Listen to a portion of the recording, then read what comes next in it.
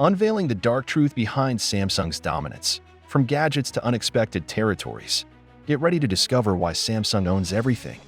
In 1938, Samsung started as a small trading company selling noodles, fish, and vegetables. It's hard to believe then that it would become a global giant. From making skyscrapers to clothes, robots, and even military equipment like helicopters and tanks, Samsung does it all. The founder, Lee Byung-chul, started it at 28 after realizing that he needed a clear goal in life. And now, Samsung is one of the most valuable companies globally. Samsung's journey began with selling groceries, but its founder, Lee, always dreamt big. He named it Samsung, meaning 3 stars in Korean, symbolizing power and everlasting success. Now, 3 stars might sound like a SOSO product review, but in Korea, it means something huge.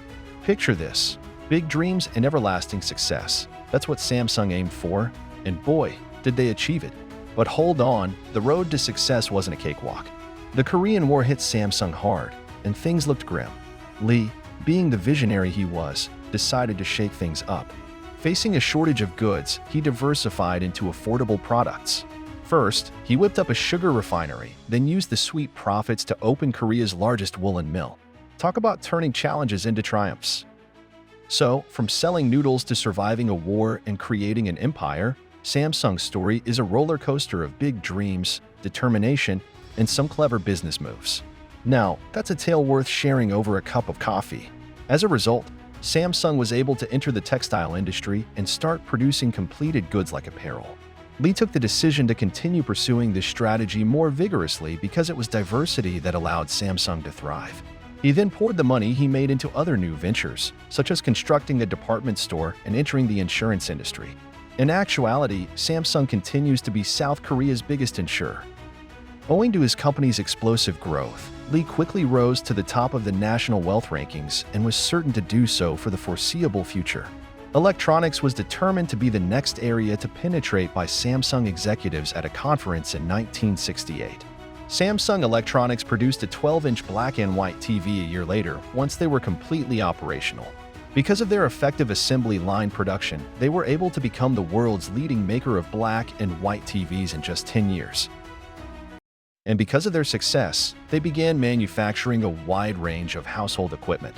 The year 1979 saw the company start manufacturing microwaves, followed by air conditioners in 1980, a million color TVs in 1981, and personal computers in 1983.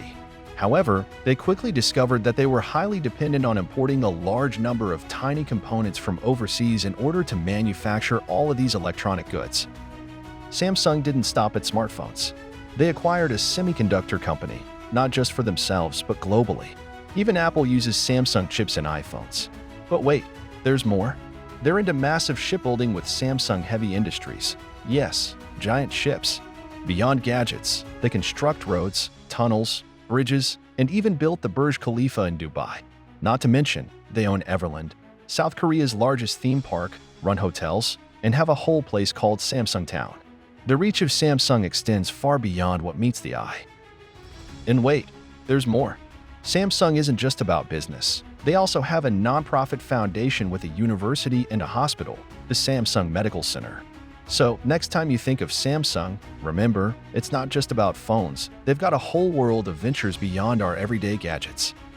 While Samsung's expansion into various industries may seem like a remarkable success, there's more to the story than meets the eye. The journey from a simple idea to building an empire is impressive, but it's not the full picture. Now, a quick pause for a favor. If you're enjoying this video, please hit the notification bell for Magnates Media. I share many movies about business, money, marketing, and more. Subscribing alone doesn't always guarantee you'll see them, so turning on notifications would be fantastic. After the Korean War, South Korea faced economic challenges. To revive the economy, the president backed large businesses like Samsung with loans, tax breaks, and protection from competition. Samsung, led by founder Lee, entered electronics, benefiting from government restrictions on competitors like Japan. A 50% tax reduction and strategic political ties fueled Samsung's rapid expansion, making it a major recipient of government support, raising concerns of corruption. While boosting the economy, the preferential treatment hindered smaller businesses, sparking criticism of Samsung's dominant position. Heavy support for Samsung has made South Korea overly reliant on the conglomerate, risking national stability if it faces challenges. As a leading chaebol, Samsung constitutes about 17% of the country's economy, concentrating wealth and power within a few families. Despite other chaebols like LG and Hyundai, Samsung's dominance is significant. After founder Lee Byung-chul's death in 1987, his son, Lee Kuan-hee, took over. Controversial ties heightened in 1996 when Lee Kuan-hee faced bribery charges, yet influential connections led to a presidential pardon, stirring concerns about undue influence. In 2008, Lee Kuan-hee, the head of Samsung, faced accusations of managing a political slush fund for bribery. He was found guilty of tax evasion and embezzlement but apologized, stepped down briefly, and received no jail time. Surprisingly, the new South Korean president pardoned him within 2 years, allowing Lee Kuan-hee to resume his role as Samsung's chairman. This marked the second time he avoided jail despite serious charges. The tight connection between Samsung and the government became evident as presidential pardons were used even after public convictions. A controversial book, Think Samsung, by Samsung's former chief legal counsel, claimed Lee Kuan-hee stole around $9 billion from Samsung's subsidiaries, destroyed evidence, and bribed officials for his son's succession. While Samsung denied some allegations, South Korean media largely avoided discussing the book, possibly to maintain a positive relationship with the powerful company. In the article South Korea, the Republic of Samsung, it suggests the chairman holds more power than the president, portraying the company as invincible and above the law. Samsung's vast influence over the government, media, and the nation is underscored. Lee Kuan-hee's son faced similar charges upon succession, though it's crucial not to generalize to Samsung's workforce.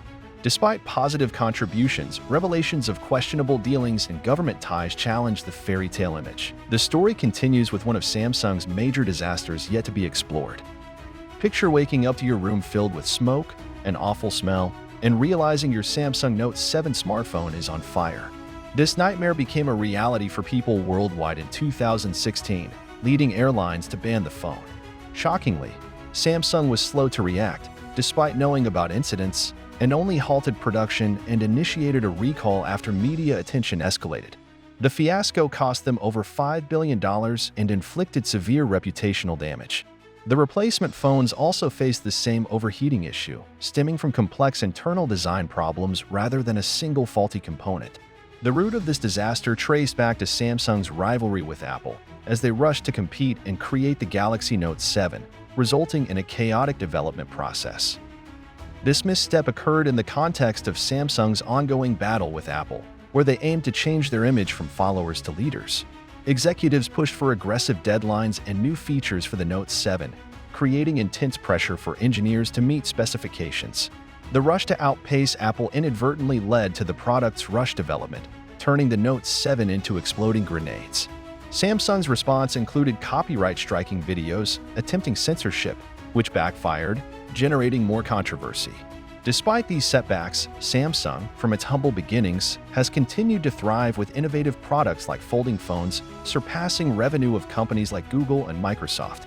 The journey underscores the remarkable transformation from a small business to a global giant, albeit with some turbulent chapters.